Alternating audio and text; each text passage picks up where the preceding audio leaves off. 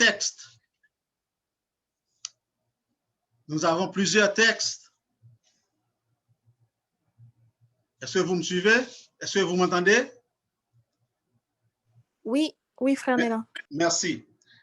Et nous avons plusieurs textes certifiant la paternité de Dieu à Jésus-Christ, à Jésus. Marc, chapitre 6, le verset 3.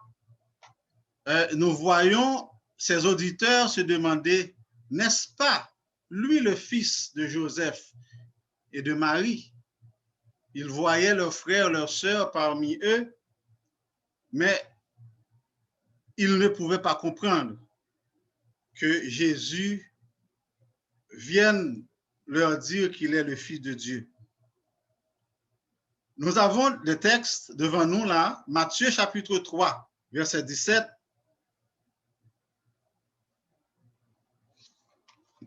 Quelqu'un lisez pour moi Matthieu chapitre 3, verset 17 et quelqu'un d'autre, Matthieu chapitre 17, verset 5. Matthieu 3, 17, Matthieu 17, 5.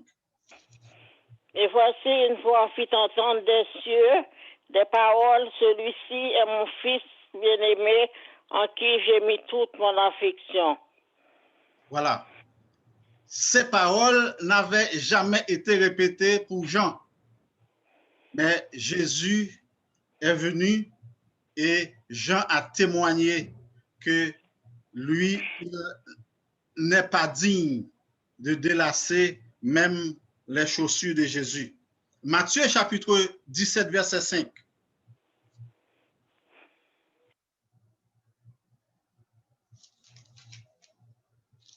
Matthieu 17, verset 5.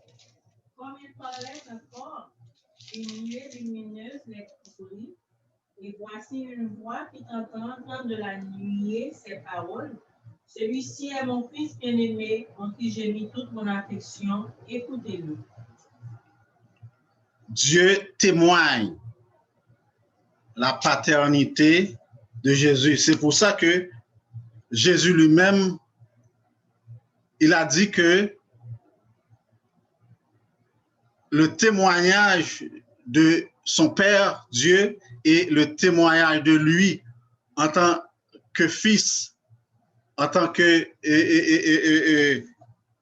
fils venu pour libérer le monde, eh bien, ces deux témoignages confirment que Dieu est son Père et qu'il a le pouvoir sur toutes choses. Et Jean chapitre 14, verset 13, Jean chapitre 14, verset 13, nous lisons encore. C'est tous des versets qui confirment que c'est Jésus, que la mission de Jésus était une mission plus large qui allait changer le cours des choses dans le monde et que Jean, qui était venu avant lui, n'était que le précurseur. Et Jean chapitre 14, le verset 13. Verset 12. En vérité, je vous le dis, celui qui croit en moi fera aussi les œuvres que je fais, et il en fera de plus grandes, parce que je m'en vais au Père. Et tout ce que vous demanderez en mon nom, je le ferai, afin que le Père soit glorifié dans le Fils. Le verset 14, si vous demandez quelque chose en mon nom, je le ferai. Dans ces versets-là, Jésus nous montre que lui et le Père, ils sont un. Que l'on parle du Père, que l'on parle du Fils, donc les deux forment un seul. Tantôt, il dit, je le ferai afin que le Père soit glorifié. Et dans certains textes, il dit, mon Père qui est dans les cieux le fera. Donc, Jésus D'abord, lorsque vous voyez sa conversion conversation plutôt avec Thomas, Thomas a vite compris. Lorsque ses yeux furent ouverts, il a dit, mon Seigneur et mon Dieu. OK? Et nous allons plus loin. Non seulement Jésus parlait de Dieu comme son Père, mais en Jean chapitre 1er, les versets 12 et 13, des versets que tous nous connaissons, la parole de Dieu invite à tous de croire en Jésus et en son œuvre pour être appelés fils de Dieu et avoir la vie éternelle. Quel privilège, chers amis. Et la Bible déclare qu'il n'y a de salut en aucun autre. Il n'y a sous le ciel aucun autre nom par lequel nous devons être sauvés. Acte 4, verset 12. Jean ne pouvait pas nous procurer le salut. Ce n'était pas sa mission.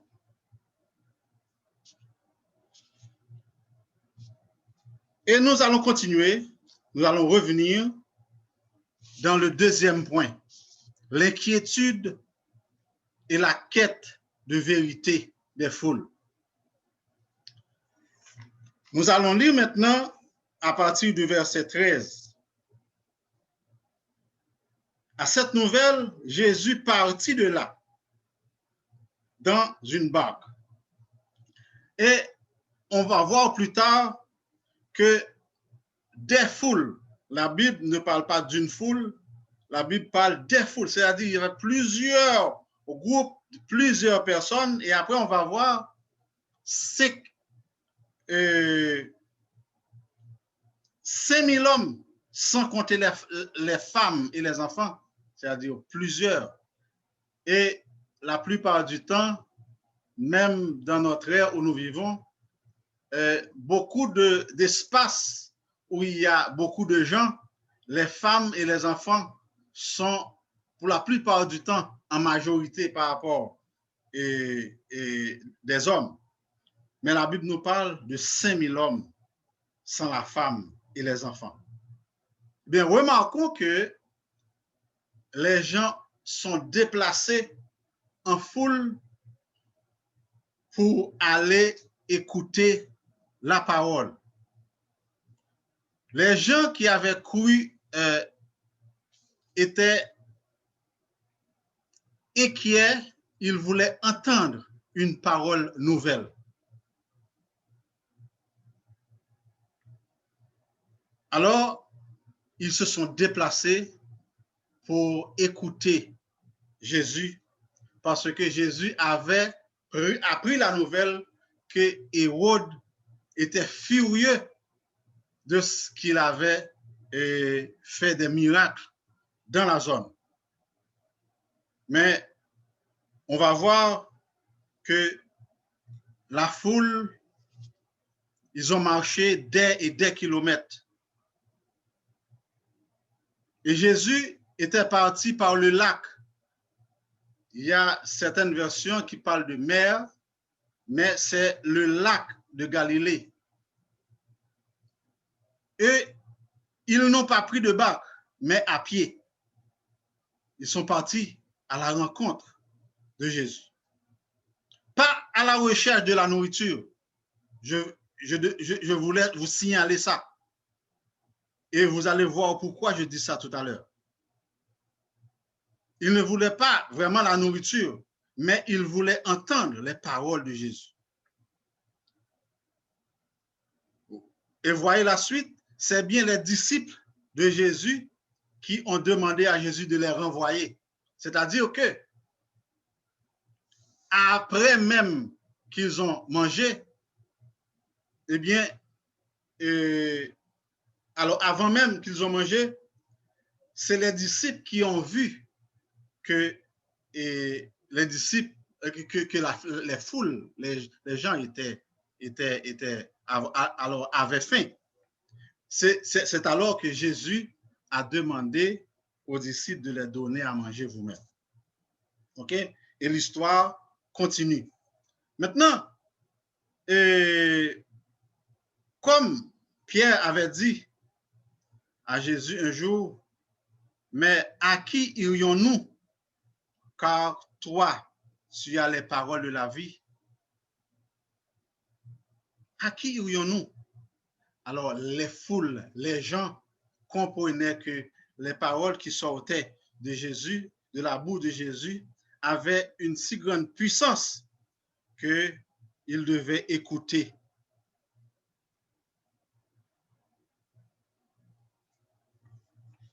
Et aujourd'hui, nous avons la parole de Dieu.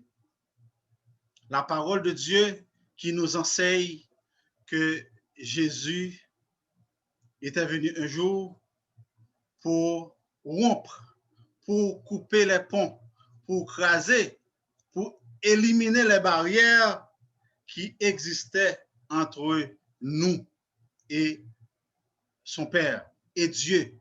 Nous n'avons pas connu Dieu, mais Jésus est venu pour nous réconcilier avec Dieu.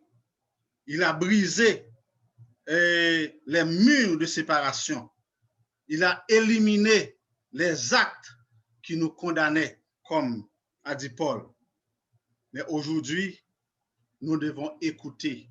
Nous devons nous attacher à la parole de Dieu. Nous allons voir la puissance de la foi. Pour finir, quatrième veille de la nuit, Jésus était sur la montagne et il est descendu parce qu'il avait demandé aux disciples de lui dévancer. Et la mer était si agitée, le lac était si agité, eh bien, Jésus apparaît après avoir prié. On parle de la quatrième veille de la nuit. Laissez-moi vous dire que chaque veille contient 3 heures de temps. Donc, à partir de 6 heures le soir, lorsqu'on parle de la quatrième veille de la nuit, eh bien, c'est environ entre 3 heures et 6 heures du matin. Donc, Jésus est descendu de la montagne pour aller trouver les disciples. OK? Donc, Jésus avait passé presque toute la nuit sur la colline à prier. Et c'était jusque vers 4h, 5h du matin qu'il est descendu. À remarquer que Jésus pouvait auparavant marcher sur l'eau pour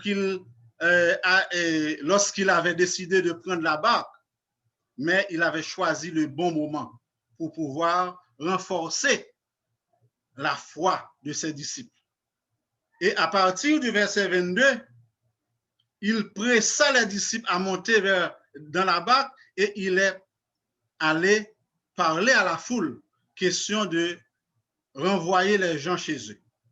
Et justement, parce qu'il avait une leçon à faire passer aux apôtres. Et cette leçon nous appartient. Et cette leçon-là nous appartient aujourd'hui. Jésus, en disant à Pierre qu'il manque de foi, parce que Pierre, les disciples en voyant Jésus venir, ils se disaient c'est un fantôme. Et imaginez-vous, il n'y avait pas de femme dans la barque. Et plus d'un dirait que ces cris-là, les cris-là que la Bible dit que les disciples ont poussés, c'est parfois les cris des femmes. Mais c'était tous des hommes. Ils ont crié, ils ont eu peur parce qu'ils voyaient un fantôme venir vers eux. Et Jésus les avait calmés pour leur dire que n'ayez pas peur, c'est moi. Et Pierre a demandé à Jésus qu'il aille auprès de lui si c'est lui réellement. Donc Pierre avait cru en Jésus dès le départ. Il avait cru, il avait la foi. Mais c'est bien au milieu. Et parfois, nous devons mettre notre foi à l'œuvre. C'est ça, c'est cette leçon-là que Jésus voulait annoncer, voulait donner à ses disciples. Et il a dit à Pierre, où est votre foi? La foi de Pierre était diminuée, mais Pierre avait la foi en Jésus. Jacques nous parle de la foi sans les œuvres. Il dit, c'est une foi morte. Pierre en disant, Seigneur, si c'est toi, ordonne que je vienne à toi. Il croyait de tout son être que Jésus pouvait le faire, mais dans sa nature humaine, dans sa nature adamique, eh bien, il avait cédé au doute. Donc, c'est ça. Nous devons mettre notre foi à l'épreuve. Nous ne devons pas douter lorsque nous avons la foi. Et je ne parle pas de vous uniquement, mais je parle de moi aussi. Tous, nous devons avoir la foi pour pouvoir traverser. Il y a des circonstances qui viennent, eh bien, si nous ne travaillons pas notre foi, eh bien, nous allons effondrer. Et Pierre a failli effondrer, mais Jésus avait tenu la main de Pierre pour le prendre. Pour finir, la vérité, Jésus a déclaré que je suis le chemin, la vérité et la vie. La vérité, mes chers amis, c'est le pouvoir. Lorsqu'on a la vérité, on a la puissance. Lorsqu'on a la vérité, on a la force. La vérité est notre ceinture, comme dit Paul en Éphésiens chapitre 6, le verset 14. Les armes du chrétien se résument en la vérité. Toute la force se trouve dans la ceinture. Regardez-moi le lion qui est le roi des forêts. Toute sa force se trouve dans sa ceinture. Dès qu'on a la vérité, on a le pouvoir, on a la puissance. Et dès qu'on n'a pas de doute qui affaiblit notre foi, on pourra atteindre les traits enflammés du malin.